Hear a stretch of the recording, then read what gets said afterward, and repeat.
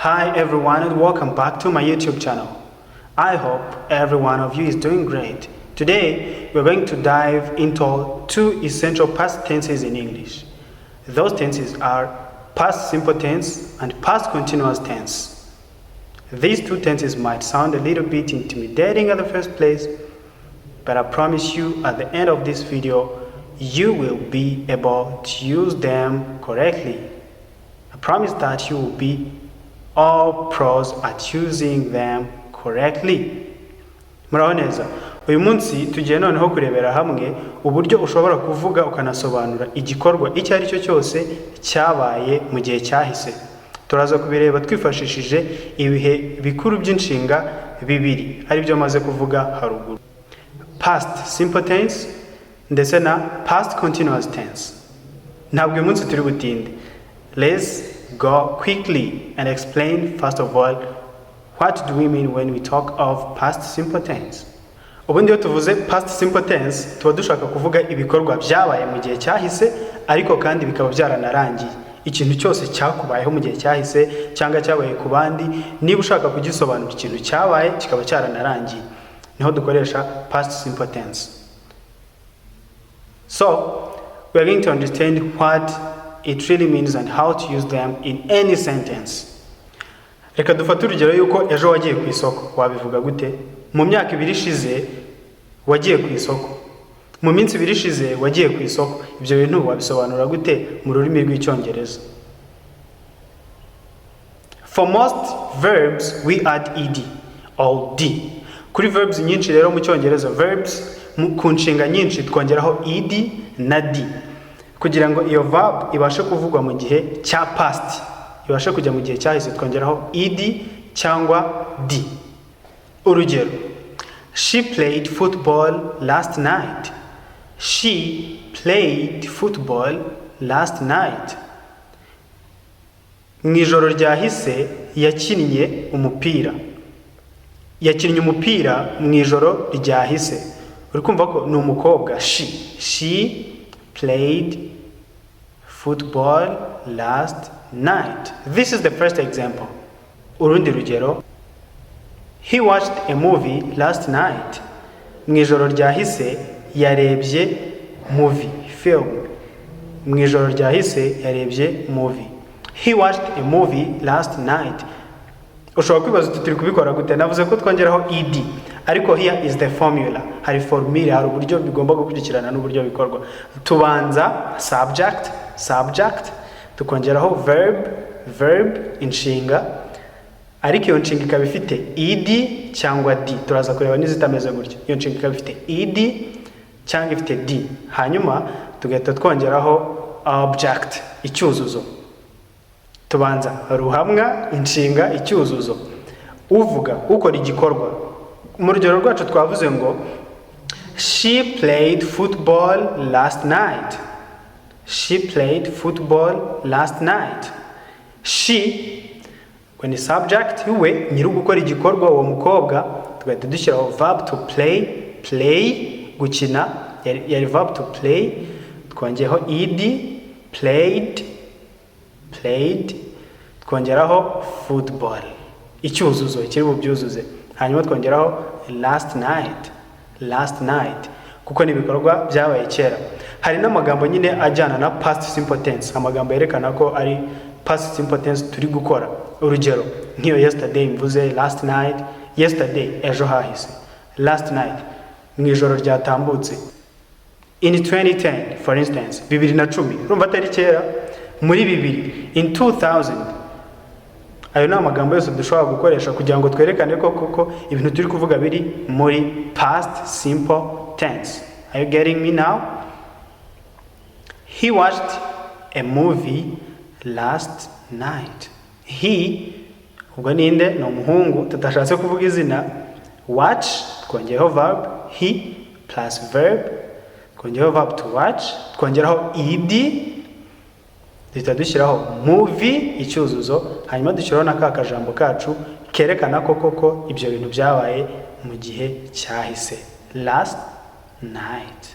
He watched a movie last night. ni umuntu uzi wenda urabizi ko yararebye movie mu ijoro ryahise ugiye kubivuga he watched the movie last night. Reka dufate urugero wenda muri 2010 hari ikintu wakoze ugiye kugisobanura urakoresha past simple tense. There is no way out. Nta kundi wabisobanura udakoresheje past simple tense. Ariko nigeze kubabwira ko hari verbs zidakurikiza ayo mategeko. Hari verbs ziri irregular. Some verbs are irregular. So you have to memorize them like they are. Ugomba kuzifata mu mutwe nkuko zimeze. Ntabyo kuvuga ngo urongeraho ed ngo urongeraho d. Let's think about verbs like eat. Reka dutekereze kuri verbs like eat. Nka verb to eat. You cannot say I eated a breakfast yesterday. Ntabwo wavuga ngo I eated a breakfast yesterday. Ndiza rero kubyibuka. This one is irregular. Ugomba kuyifata ukwire ntabwo uri bwongeraho ed cyangwa d. We say I ate a breakfast yesterday. I ate a breakfast yesterday. Yo ihinduka ate.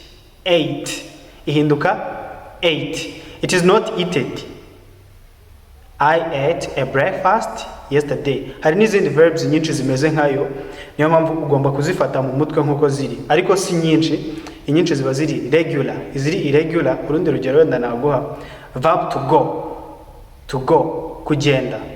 Ntabwo wavuga ngo I going to the market yesterday. Ntabwo wavuga gutyo. Ntabwo wavuga ngo I got to the market yesterday. You instead say I went to the market yesterday. Uravuga ngo I went to the market yesterday. Nagiye ku isoko ejo. Ejo nagiye ku isoko. Ushaka kwanatangiza yesterday ukavuga yesterday I went to the market. Urumva ko nayo ihinduka went. Go becomes went in past. The past participle of this verb is went. It is not I got. I hope you understand what I mean. Reka noneho tujye kuri past continuous tense. Muri past simple tense twari turi kuvuga ngo nakinnye umupira, narebye televiziyo wenda mu ijoro ryahise, icyo gikorwa cyabaye gita kirangira. Ariko past continuous tense harimo continuous biva kuri continue gukomeza. Muri ibi bihe bikuru by'inshinga ikintu cyose kizaba kirimo continuous uzajya umenya ko harimo gukomeza. Tuzajya tugenda tubyiga. Past continuous tense yo ivuga igikorwa cyabaye nacyo mu gihe cyahise, ariko ntabwo cyo cyahise kirangira, cyari kirimo kirakomeza. Urugero, nari ndimo gukaraba. I was washing my body. Urumva ko icyo gikorwa cyabaye kera, ariko mu gihe cyabaga cyari kirimo kirakomeza. It is a little bit different from past simple tense. Iyi rero kuyikora tubigenza gute? It is not difficult. Nayo ntabwo ikomeye, it is a little bit simple. Dukenera verb to be. Dukenera was na well. Ibyo byavuye kuri verb to be, was na well. Tense yose izaba irimo continuous. Aho tuzayiga hose uzamenya ko hagomba kuzamo verb to be kugira ngo ibashe kubaho. Kuri rero subject ziri singular. Ubwo ni I, he, she and it. Kuri subject ziri singular, ziri mu bumwe. Njyewe, ibintu biri mu bumwe ubwo ni bivuga ikintu kimwe nyine, ikintu kimwe ku giti cye. Njyewe urumva ko ndi umwe, wowe nawe uri umwe, we nawe ni umwe, cyo nacyo ni kimwe. Dukoresha was. Ukurikire neza. I, you, wowe, he, we w'umuhungu, wenda ni Peter, ni Paul, ni Alex and so many others. She, wenda ni Kevin, ni Alice, na many names of girls. She. No kuri it, ku kintu icyo ari cyo cyose kidafite ubuzima, urumva ni ikintu kimwe. Dukoresha was iyo tugiye kubaka interuro isobanura bya bikorwa byabaye muri past ariko byari bigikomeza. We use was. Urugero, iyi rero ngo tuyikora gute? Dukoresha was cyangwa well, tugahita dushyiraho verb iriho ing form, hanyuma tugakomeza. Was rero ikoreshwa ku bintu biri mu bumwe, ikintu icyo ari cyo cyose kiri mu bumwe. Subjects ziri ku giti cyazo, nka njyewe urumva ko ndi umwe, nawe, I, you, kuri he, we w'umuhungu, cyangwa kuri she, we w'umukobwa, cyangwa kuri it, ku kintu icyo ari cyo cyose kidafite ubuzima. Urumva ibintu biri mu bumwe dukoresha was. noneho well ikaza gukoreshwa ku bintu biri mu bwinshi, ubwo ni we, njyewe nawe wenda cyangwa n'abandi, twebwe we, hanyuma you, mwebwe, you yabaye ubwinshi bwa ya you imwe, you mwebwe muri benshi, hanyuma na they ubwinshi bwa it na he na she, they naho dukoresha well. Ibiri mu bumwe was, ibiri mu bwinshi well, hanyuma tugahita twongeraho verb ifite ing form, twongeraho icyuzuzo. Urugero, at 8 a.m. this morning I was reading a book. At 8 a.m. this morning I was reading a book. Saa mbiri za mu gitondo, uyu munsi saa mbiri za mu gitondo narindi gusoma igitabo. Urumva ni igikorwa cyarangiye ariko nagisomaga, byakomezaga. I, subject, was, murayibuka ya verb to be was, read yo gusoma verb, twongeyeho ing form reading, a book. Muri kubyumva? At 8 a.m. this morning I was reading a book. That's how we form past continuous tense. Urundi rugero, they were playing basketball when it started to rain. Bari gukina basket imvura itangira kugwa. Urumva igikorwa cyo gukina basket cyagiraga gute? Cyakomezaga. It was continuing. The action was continuous. They were playing basketball when it started to rain. Bakinaga basketball igihe imvura yatangiraga kugwa. Urumva imvura yaguye bari mu gikorwa bari gukomeza. Reka noneho tuzirebere hamwe. This is going to be very interesting to learn these both tenses together. Reka tubirebere muri uru rugero. Umuntu witwa past continuous twamaze kumumenya, n'uwitwa past simple tense twamaze kumumenya. Uwitwa past continuous yitangira igikorwa, hanyuma uwitwa past simple aza kugicrashing, aza kugisenya. Ushobora kuba utari kubyumva neza. Let me give you an example. I was watching TV when the phone rang. I was watching TV when the phone rang. Nari ndi kureba televiziyo igihe phone yasonaga. Urumva? Nari natwawe je nari ndi past continuous. Nari ndi kwikorera igikorwa nkomeza ndeba televiziyo mu vigeze kure, hanyuma phone ibirasoni. Muri kumva past kari umugome adisturbinze igikorwa nari ndi gukora. So niyo mpamvu nabagarura rugero. I was watching TV when the phone rang. Urundi rugero, she was working when they robbed her. She was working when they robbed her. Yari arimo kugenda igihe bamwibaga. Uwo mukobwa yari arimo agenda igikorwa kiri gukomeza. That is past continuous. Urumva ko igikorwa cyo kugenda gikomeje, hanyuma baraza baramwiba.